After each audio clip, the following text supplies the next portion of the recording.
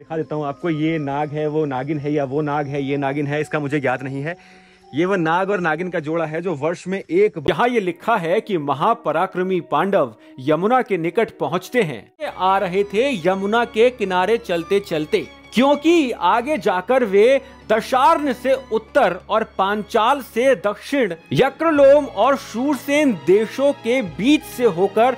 दोस्तों, ये जिस स्थान पर आप यदि चलेंगे ना, तो आपको ऐसा लगेगा कि आप किसी अन्य ही ग्रह पर चल रहे हैं। राजा विराट का महल वहां रहा होगा ऊपर, और इस पूरे प्रांगण के बीच में ये जलकुंड होगा। क्या करते हूँ, यहाँ से आपको पूरा विराट नगर दिखाई पड़ता है पीछे। ये दर्शाता है कि यहाँ कभी कोई महल रहा होगा। यहाँ पूरा राजा विराट के द्वारा एक महल खड़ा किया गया था। देख रहे हैं दोस्तों, ये गड्ढे अपनी व्यथा गा रहे हैं यहाँ पर। यहाँ पे कुछ ऐसा हुआ था महाभारत काल में, जिसने इस पूरे नगर को उथल पुथल कर दिया, सब कुछ परिवर्तित हो गया। ये देखिए कितना भव्य यहाँ महल रहा होगा कभी। इन बड़े बड़े पत्थरों को देखिए। इस भव्य द्वार के पीछे आज भी जैसे द्वापर युग ही रुका हुआ हो। महाभारत कालीन वो अवशेष आज भी उपस्थित हैं यहाँ पर, जिनके बारे में संभवतः आपको किसी ने कुछ नहीं बताया।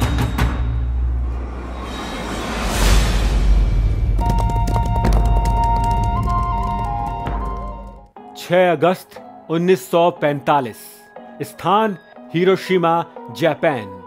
दूसरे विश्व युद्ध में कलियुग के इतिहास का पहला ब्रह्मास्त्र अर्थात परमाणु बॉम्ब का उपयोग होता है। अमेरिका लिटिल बॉय नाम का परमाणु बॉम्ब हिरोशिमा पर गिराता है। यह बॉम्ब धरा से लगभग 2000 फीट ऊपर आकाश में फटता है, जिससे 900 फीट का व्यास क्षेत्र एक आग के गोले में परिवर्तित हो जाता है। तापमान 7000 डिग्री फ़ारेनहाइट तक पहुंच जाता है। 78,000 लोग तत्काल विस्फोट के प्रभाव से भाप में बदल जाते हैं, और आने वाले समय में ये मृत्यु का आंकड़ा 1,50,000 से भी अधिक पहुंच जाता है। क्या महाभारत काल में ऐसा ही कोई विस्फोट इस स्थान पर भी हुआ था?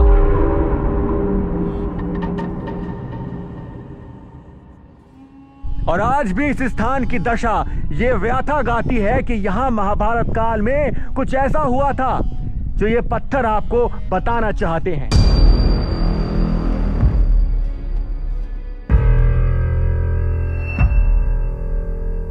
दोस्तों, ये महाभारत कालीन एक ऐसा स्थान है जिसके बारे में बहुत कम लोग जानते हैं। स्थान के बारे में तो उन्हें ज्ञात है, परंतु इसका रहस्य क्या है? ये पत्थर बोलते हैं, अपने इतिहास, अपनी दशा के माध्यम से आपको बताना चाहते हैं। कुछ क्या बताना चाहते हैं, वीडियो को अंत तक अवश्य देखिएगा। मैं पहुंच चुका हूं महाभारत कालीन मत्स्य प्रदेश में, अर्थात विराट, राजा विराट की नगरी विराट नगर में, और हम जानेंगे राजकुमारी उत्तरा का इतिहास इन पत्थरों से। अब दोस्तों, सबसे बड़ा प्रश्न यह है कि महाभारत कालीन मत्स्य प्रदेश कहां है? कहां है वो मत्स्य प्रदेश जिसकी चर्चा महाभारत में होती है, जहां पांडवों ने अपने अज्ञातवास का वो 1 वर्ष व्यतीत किया था? क्योंकि भिन्न भिन्न स्थानों को महाभारत कालीन विराट नगर के रूप में जाना जाता है। तो देखते हैं कि महाभारत में इस संदर्भ में क्या उल्लेख मिलता है। यहां ये लिखा है कि महापराक्रमी पांडव यमुना के निकट पहुंचते हैं। वे पैदल यात्रा कर रहे थे। वे कभी पर्वत की गुफाओं में और कभी जंगलों में ठहरते थे। आगे जाकर वे दशार्ण से उत्तर और पांचाल से दक्षिण, यक्रलोम और शूरसेन देशों के बीच से होकर यात्रा करने लगे, और धीरे धीरे वन का मार्ग तय करके वे मत्स्य देश में पहुंचे और विराट की राजधानी के निकट पहुंच गए। अब दोस्तों, मेरे को तो कुछ समझ नहीं आया ये कैसी भाषा लिखी है। मानचित्र अर्थात मैप क्या कहता है महाभारत कालीन, उससे ज्ञात होगा कि विराट नगर है कहां पर।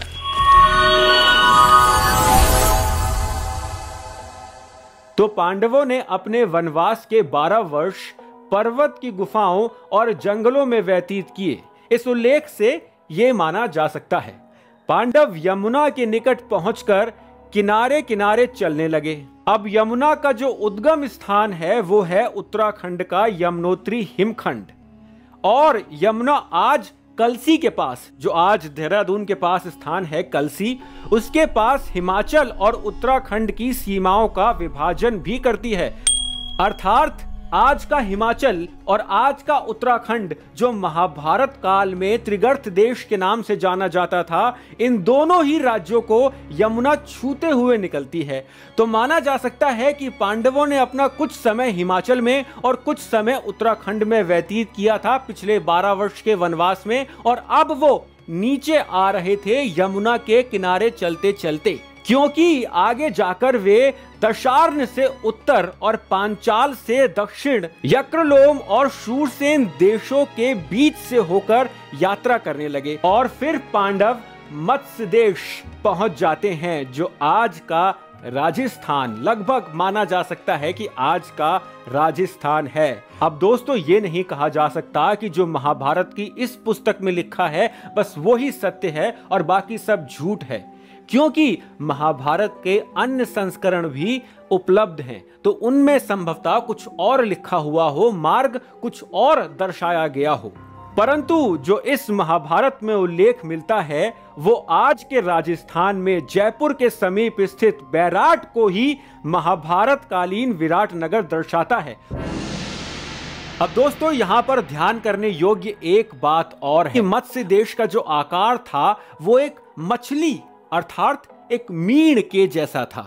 इसी कारण मत्स्य देश के लोगों को मीण कहा जाता था, और समय के साथ मीन मीणा में परिवर्तित हो गया। वैसे इसके साथ एक धारणा और जुड़ी हुई है, वो ये है कि भगवान विष्णु का जो मीन अवतार था, मत्स्य अवतार, उनके जो वंशज थे वो मीणा हुए, उन्हें मीणा कह के बुलाया जाता है। परंतु मुझे ऐसा लगा करता है, ये मेरी निजी सोच है, कि हम सभी भगवान विष्णु के मीन अवतार के ही वंशज हैं, क्योंकि भगवान विष्णु ने इस सृष्टि पे जो अच्छे लोग थे, ऋषि मुनि थे, उनकी रक्षा हेतु ही मीन अवतार के रूप में अवतरण लिया था। तो हम बचे ही उनके कारण हैं, तो हम लोग भी भगवान विष्णु के मीन अवतार के ही वंशज हुए। ये मेरी निजी राय।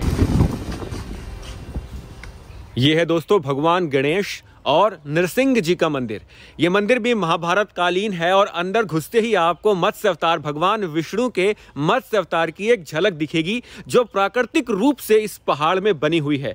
देखिए, सामने लिखा है मत्स्य अवतार। राजस्थान के क्षेत्र में भगवान विष्णु जी के अंश आपको कण कण में मिलेंगे।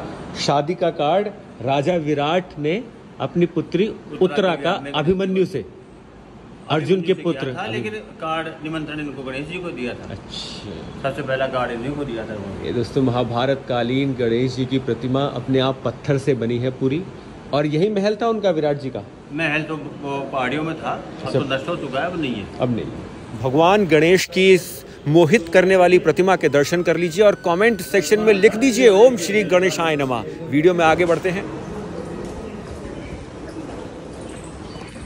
दोस्तों, मेरे पीछे ये मंदिर है महाभारत कालीन, और इस स्थान का जो रहस्य है वो जुड़ा हुआ है राजा विराट की पुत्री उत्तरा के साथ। जो मैं आपको अब इस स्थान के बारे में बताने जा रहा हूं वो संभवतः आपको कोई नहीं बताएगा। महाभारत के समय में उत्तरा का पक्ष किसी ने नहीं सुना। उनका विवाह पहले अर्जुन से होने वाला था। महाराज विराट चाहते थे कि उत्तरा का विवाह अर्जुन से हो। ये यहाँ पर महाभारत में लिखा है कि उत्तर, अब हमें पांडवों को प्रसन्न करने का शुभ अवसर प्राप्त हुआ है। तुम्हारी राय हो तो मैं अर्जुन से कुमारी उत्तरा का ब्याह कर दूं। उत्तरा उत्तर की छोटी बहन और राजा विराट की पुत्री थी, परंतु अर्जुन इसके लिए मना कर देते हैं, क्योंकि वो नहीं चाहते थे कि गुरु शिष्य की जो एक सम्मानजनक जो संबंध है उसमें ये अनुचित धारणा बने कि कोई गुरु अपनी शिष्या से, जो बहुत छोटी है उनसे आयु में, उससे विवाह कर सकता है। तो अर्जुन इसके लिए मना कर देते हैं, और फिर अर्जुन के कहने पर ही उत्तरा का विवाह अभिमन्यु के साथ होता है। उसके बाद अभिमन्यु की महाभारत के युद्ध में मृत्यु हो जाती है।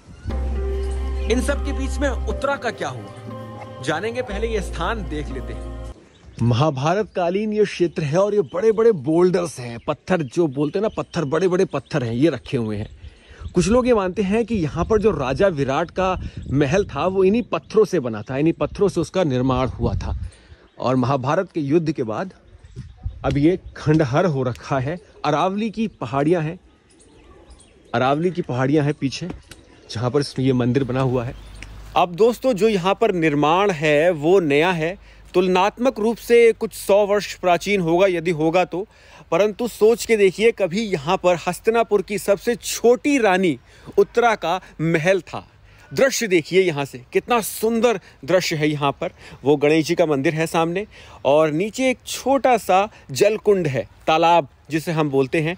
और ये दृश्य ऐसा है कि आज से 5000 वर्ष पूर्व, ये विचार करने योग्य बात है, ये कैसा रहा होगा ये स्थान। आज से 5000 वर्ष पूर्व यहाँ पत्थरों के बीचों बीच जो विराट नगर रहा होगा। और ये देखिए छोटा सा जलकुंड यहाँ बना हुआ है। ये तो लग भी ऐसा रहा है कि महाभारत काल का है, परंतु ये है नहीं, नया है ये। और ये सामने से यहाँ कहीं से जल इसमें आता होगा। सामने आप देख रहे हैं पत्थर, आपको ये पत्थर देखकर ही ऐसा अनुमान होगा कि ये पत्थर कुछ कहने का आपको प्रयास कर रहे हैं। ये देखिए, ये इस पत्थर की शेप देखिए, डिज़ाइन देखिए इन पत्थरों का। ये यहाँ पर छोटे से नंदी महाराज का मुख है यहाँ पर, जिससे जल आता होगा। और पीछे यहाँ पर कहीं पर जल स्रोत रहा होगा जिसमें से जल आता होगा, ऊपर से कहीं से जल आता होगा इस मुख के द्वारा। ये देखिए बड़े ही रहस्यमय तरीके से ये पत्थर आपस में उलझे हुए हैं एक दूसरे के साथ। और यहाँ पर किसी ने नंदी महाराज का मुख बनाया हुआ है। आइए आगे बढ़ते हैं। तो देखिए सामने से आ रहा है और जल, ऊपर जो कुंड बना हुआ है उस कुंड से वो जल आ रहा है सामने। मैं आज से कुछ दिनों पहले भी यहाँ आया था, तब इसमें जल नहीं था, पानी नहीं आ रहा था। तो आज मैं आया हूँ तो यहाँ पानी आ रहा है। मुझे लगा आपको ये भी दिखा दूँ।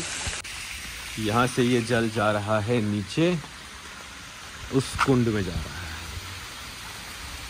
आज ये स्थान इतना अविश्वसनीय है, इतना सुंदर है, तो आज से 5000 वर्ष पूर्व तो यहाँ बिल्कुल स्वर्ग जैसी सुंदरता रही होगी।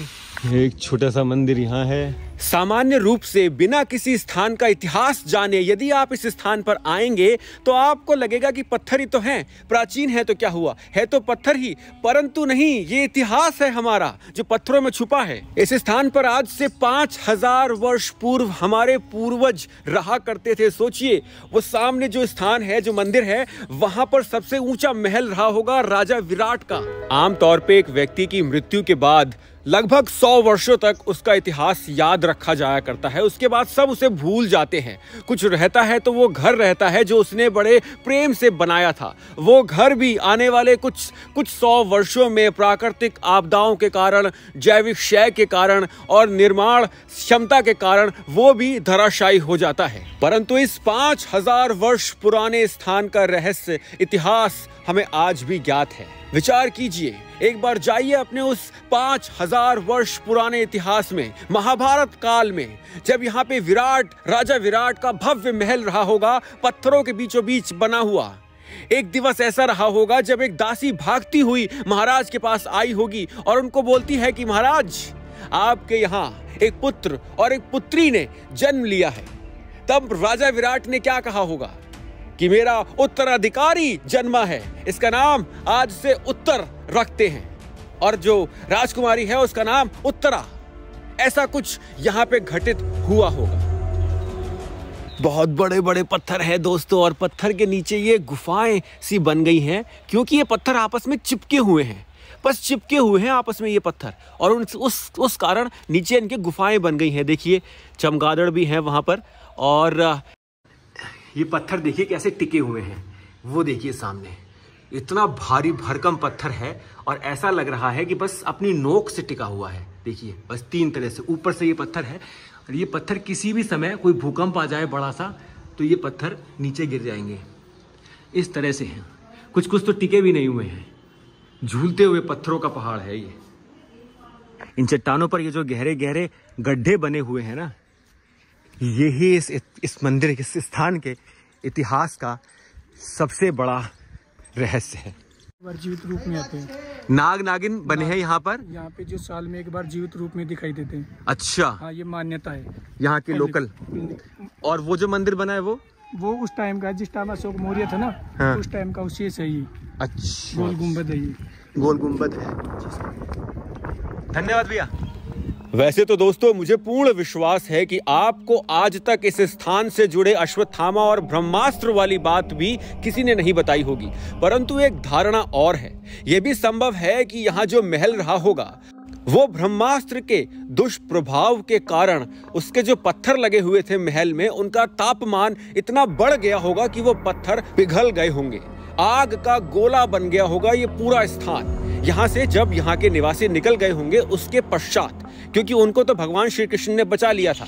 ये जो आप गड्ढे देख रहे हैं नीचे पत्थर पर, इसके निर्माण के पीछे ये भी एक कारण हो सकता है कि जब किसी चीज को हम पिघला दिया करते हैं और उसका स्वयं जब निर्माण होता है दोबारा से, तो उसमें ऐसे गड्ढे, ऐसी विषमताएं आ जाती हैं। तो संभव है कि ब्रह्मास्त्र के दुष्प्रभाव के कारण यहाँ पर जो महल के पत्थर हो, उनका तापमान अत्यधिक बढ़ गया हो और वो पिघल गए हो। पिघलने के बाद जब प्राकृतिक आपदाएं आई, सूखा पड़ा, बाढ़ आई, उसके बाद प्राकृतिक रूप से जब इन पत्थरों का निर्माण हुआ तो ये उबड़ खाबड़ अवस्था में जुड़ गए, जिन्हें आज भी इस स्थान पर देखा जा सकता है।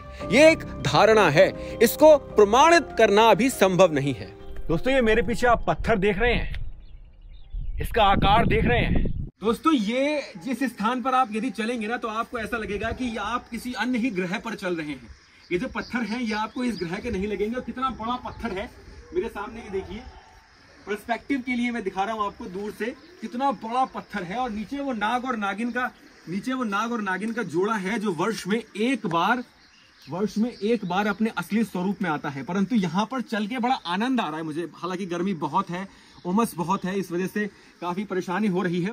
ये पत्थर ऐसा लग रहा है कोई भारी भरकम भूकंप आया था, उसके बाद पत्थर एक के साथ एक जुड़ गए। जैसे हिमालय जुड़ा है एक द्वीप के साथ और हमारा देश भारत जुड़ गया एशिया के साथ, उसी प्रकार यहाँ पर भी ऐसा कुछ हुआ होगा, आपदा आई होगी या कुछ ऐसा हुआ होगा, ब्रह्मांडीय शक्ति ने अपना प्रकोप दिखाया होगा। ये सारे पत्थर एक के ऊपर एक बस अटके हुए हैं और प्रतीक्षा कर रहे हैं। वो देखिए सामने, मेरे सामने यदि आप देखेंगे तो ये पत्थर प्रतीक्षा कर रहे हैं किसी चीज की। या तो वो भूकंप है, और भूकंप आएगा तो ये पत्थर अपनी जगह छोड़ देंगे और फिर ये नीचे जाएंगे उस नगर की ओर जहां पर कभी समृद्ध विराट का नगर रहा होगा।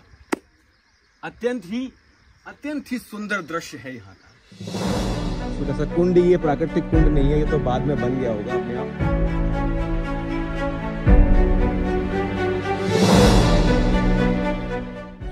परंतु मुझे बहुत शांति मिल रही है, बिल्कुल अकेला हूं मैं यहाँ, देखिए बहुत शांति मिल रही है इन पत्थरों के बीच। मुझे ऐसा लग रहा है कि ये कुछ कहना चाहते हैं मुझे कुछ बताना चाहते हैं।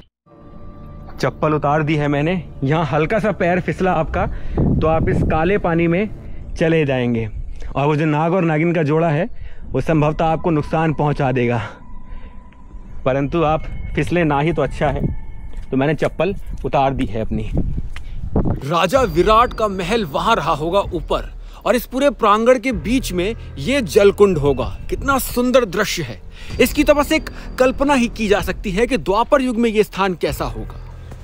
ये देखिए दोस्तों, ये इस महल का, इस प्रांगण का एक ऊंचा स्थान होगा, और आज भी ये संभवतः उसी स्थिति में है। यहाँ पर सैनिक बैठते होंगे, पहरा देते होंगे, पहरेदारी किया करते होंगे, और संभवतः ये भी हो सकता है कि यहाँ राजा आकर बैठते हों और यहाँ जो प्रजा हो उनको वो दर्शन दिया करते हों, उनको देखा करते हों, उनसे वार्तालाप किया करते हों, वाद विवाद किया करते हों। यहाँ से आपको पूरा विराट नगर दिखाई पड़ता है, पीछे महल भी दिखाई पड़ेगा और आगे पूरा विराट नगर दिखाई पड़ेगा। इस स्थान पर खड़े होकर आप दूर अरावली की पहाड़ियों की आरंभिक सीमाओं को देख सकते हैं। यह स्थान आपको विराट नगर की भव्यता का आभास कराता है।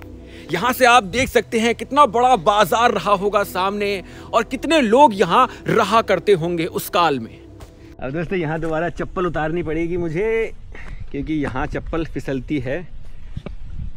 तो मैं थोड़ा सा यहाँ पर चढ़ना और उतरना दोनों, ये थोड़ा सा फिसलन वाला खेल हो जाता है।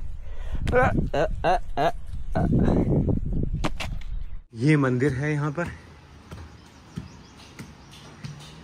चट्टानों को तेरी यहाँ पर जगह जगह पर आपको वो बड़ी वाली छिपकलियां मिल जाएंगी जो पत्थरों के ऊपर बैठकर धूप सेका करती हैं, तो उनसे सावधान रहने की आवश्यकता है। वैसे वो खतरनाक नहीं है यदि आप उनको परेशान ना करें तो। नीचे एक गणेश जी का मंदिर था और ऊपर चट्टानों पर यहाँ पर बजरंग बली विराजमान है। ये देखिए दोस्तों, ये पत्थर कैसे टिका हुआ है, झुका हुआ है और वहां पर टिका हुआ है, टिका भी नहीं हुआ है, बस झुका हुआ है और बस प्राकृतिक रूप से किसी तरह से ये पत्थर एक दूसरे से मिले हुए हैं। ये देखिए, एक चीज मैं दिखाता हूँ आपको। यहाँ पर जैसे ये पत्थर है ना, ये पत्थर फिलहाल तो गिरा हुआ है, टिका हुआ है, परंतु ये बीच में जो ये है, ये दर्शाता है कि यहाँ कभी कोई महल रहा होगा। ये देख रहे हैं, पिलर है यहाँ पर। ये पिलर बाद में बनाया गया है या नहीं ये तो मैं नहीं बोल पाऊंगा, परंतु ऐसा पिलर कभी महाभारत काल में यहाँ पर रहा होगा। ऐसे बहुत सारे पिलर रहे होंगे और उन पिलरों की सहायता से, उन स्तंभों की सहायता से यहाँ पर पूरा एक महल खड़ा किया गया था। यहाँ पर पूरा एक महल खड़ा किया गया था राजा विराट के द्वारा। ये देखिए पत्थर, आप देखेंगे पत्थर की नोक है केवल नीचे टिकी हुई। यहाँ पूरा राजा विराट के द्वारा एक महल खड़ा किया गया था और ये पत्थर, ये जो पिलर है बीच में स्तंभ है, ये उसका प्रमाण है।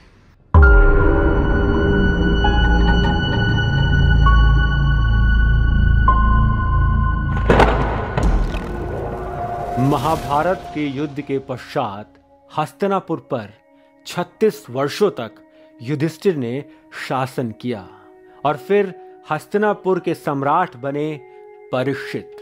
परंतु क्या हुआ परीक्षित की माता उत्तरा का, जिनका बचपन संभवतः इसी स्थान पर बीता होगा। मत्स्य देश के राजा विराट और उनकी भार्या सुदेशना के एक पुत्र और एक पुत्री थी। पुत्र का नाम था भूमिंजय, जिन्हें उत्तर के नाम से भी जाना जाता था, और पुत्री का नाम था उत्तरा। मत्स्य देश पशुपालन के लिए उपयुक्त और पशुधन से समृद्ध क्षेत्र था। इसी कारण जब कौरवों ने मत्स्य देश पर आक्रमण किया तो लूट के रूप में मवेशी ले गए थे। अच्छा, आपको ज्ञात है जब कौरवों ने मत्स्य देश पर आक्रमण किया था तो अर्जुन ने सभी कौरवों को कर्ण समेत अकेले ही परास्त कर दिया था। ऐसा उल्लेख महाभारत में मिलता है। अब दोस्तों, इस मत्स्य देश की राजकुमारी उत्तरा का बचपन यश और ठाठ पाठ के बीच व्यतीत हुआ होगा। एक हंसता खेलता राजा की पुत्री का बचपन, जिसको ज्ञात नहीं था कि भविष्य उसके लिए कितना बड़ा अंधकार लेके आने वाला है। और इसका प्रमाण महाभारत में भी मिलता है कि मत्स्य देश के राजा विराट के पुत्र और पुत्री दोनों ही अपने पूरे राज्य के लाडले थे। जनश्रुतियों की माने तो जब महाभारत का युद्ध प्रारंभ हुआ तो उत्तरा गर्भ से थी और अपने मायके विराट नगर आ गई थी। सामान्य रूप से यह बोला जाता है कि अश्वत्थामा ने प्रतिशोधवश उत्तरा के गर्भ पर ब्रह्मास्त्र से वार किया था। परंतु यदि हम ब्रह्मास्त्र की तुलना न्यूक्लियर बॉम्ब से कर रहे हैं, परमाणु बॉम्ब से, तो वो जहां भी गिरेगा वो किसी एक मनुष्य का नाश नहीं करेगा, वो क्षेत्र में रहने वाले सबका विनाश कर देगा। तो ये कह सकते हैं कि ये सांकेतिक भाव से कहा गया है कि अश्वत्थामा ने अपने ब्रह्मास्त्र का मुख उत्तरा के गर्भ की ओर मोड़ दिया था, क्योंकि अब महाभारत के युद्ध में सबसे महत्वपूर्ण व्यक्ति उत्तरा के गर्भ में पलने वाला परीक्षित ही था, जिससे कि पांडवों का वंश आगे बढ़ता। वो अभिमन्यु पुत्र, वीर अभिमन्यु का वो पुत्र जिसको बचाना आवश्यक था। अन्यथा भगवान श्री कृष्ण के भांजे की मृत्यु के बाद उसके पुत्र की भी मृत्यु हो जाना, वो भी अश्वत्थामा के हाथों से। क्या कहेगा इतिहास। भगवान श्री कृष्ण ने अश्वत्थामा के ब्रह्मास्त्र को आकाश में नष्ट करके उत्तरा को तो बचा लिया और संभवतः वहां कोई भी जनहानि नहीं हुई, क्योंकि इसका कोई भी उल्लेख नहीं मिलता और ना ही कोई जनश्रुतियां इसका आधार दर्शाती हैं। परंतु जो प्रकृति के नियम हैं उसका तो पालन होना ही था। क्या प्रकृति के नियमों को बदला जा सकता था? जब दो ब्रह्मास्त्र आपस में टकराएंगे तो क्या उससे होने वाले प्रकृति के विनाश को भी रोका जा सकता था? संभवतः नहीं। माना जाता है कि फिर ब्रह्मास्त्र के प्रभाव से इस पूरे क्षेत्र में भयंकर सूखा पड़ गया, जिससे रूप नदी भी सूख गई थी, जिस कारण बाबा बर्बरीक जी अर्थात बाबा शाम का शीश खाटू गांव में आकर रुक गया था, जिस पर पहले ही मैं एक वीडियो बना चुका हूं। अब दोस्तों, उस सूखे के बाद यह क्षेत्र लगभग खाली हो गया था और यहां नागों का वास हो गया था। जी हां, नागों का बहुत प्रभुत्व रहा है महाभारत काल में, और वो नाग यहां आकर बस गए थे क्योंकि यहां से मनुष्य भाग चुके थे। अकाल के कारण भयंकर अकाल पड़ गया था यहां पर। पिछली बार मैं आया था तो ये जो नाग और नागिन का जोड़ा है, ये यहाँ पानी नहीं था तो वो दिखाई पड़ रहा था। मैं आपको दिखाता हूँ वीडियो में। दोस्तों, मेरे पीछे वो नाग और नागिन का जोड़ा मैं दिखा देता हूँ आपको। ये नाग है, वो नागिन है, या वो नाग है, ये नागिन है, इसका मुझे ज्ञात नहीं है। ये वो नाग और नागिन का जोड़ा है जो वर्ष में एक बार अपने पूर्ण रूप में आ जाता है। मैं नंगे पैर हूँ और यहाँ पर सांप हो सकते हैं, और कुछ सांप मुझे काट भी रहे हैं आजकल, तो मैं ज़्यादा रिस्क नहीं लूँगा। ये वो नाग और नागिन का जोड़ा है जहाँ पर जो महाभारत कालीन इस स्थान पर आज भी उपस्थित है। नाग और नागिन का जोड़ा है सामने। अब तो ये पानी में डूब गया है और ये पत्थर देखिए कैसे टिका हुआ है। बस ये टिका ही हुआ है पत्थर, और कुछ नहीं है। ये देख रहे हैं नीचे, ये पत्थर बस टिका हुआ है। एक हल्का सा भूकंप, ऐसा प्रतीत होता है कि एक हल्का सा भूकंप इस पत्थर को कहीं ले जाएगा, परंतु आज तक तो ऐसा हुआ नहीं। संभवतः आगे भी जब कलयुग का अंत होगा तभी ये पत्थर यहाँ से हिलेंगे। ये अब तो यहाँ पानी भर गया है, बहुत अच्छा ही दृश्य आ रहा है। मैं 3-4 घंटे बैठा हूँ यहाँ पर, बहुत अच्छा लगा मुझे। अब जब पांडव वंशी जन्मेजय ने नागदाह यज्ञ किया, तब यहाँ रहने वाले कई नाग उस यज्ञ में मारे गए। अब इसके आगे की कहानी किसी को ज्ञात नहीं। ये इच्छाधारी नाग कौन थे, कैसे ये यहाँ आए और क्या है इनके पीछे का रहस्य, ये यहाँ पर किसी को ज्ञात नहीं।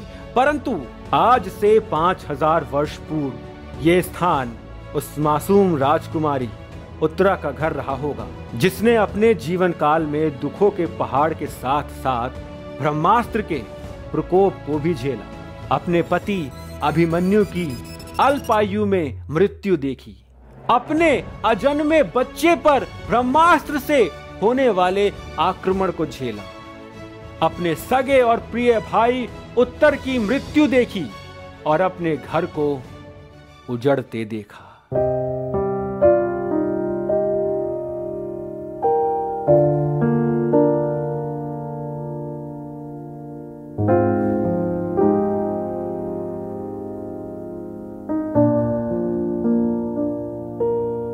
तो दोस्तों, आशा करता हूं आपको वीडियो अच्छा लगा होगा। यदि वीडियो अच्छा लगा है तो आप लाइक, कमेंट, शेयर कर सकते हैं, और यदि बहुत अच्छा लगा है तो आप मेरी वित्तीय सहायता भी कर सकते हैं। महाभारत कालीन, रामायण कालीन और सतयुग से जुड़े ऐसे बहुत सारे स्थान आपको दिखाऊंगा जिनके बारे में आपको ज्ञात नहीं है, या ज्ञात है तो उनके इतिहास के बारे में आपको ज्ञात नहीं है।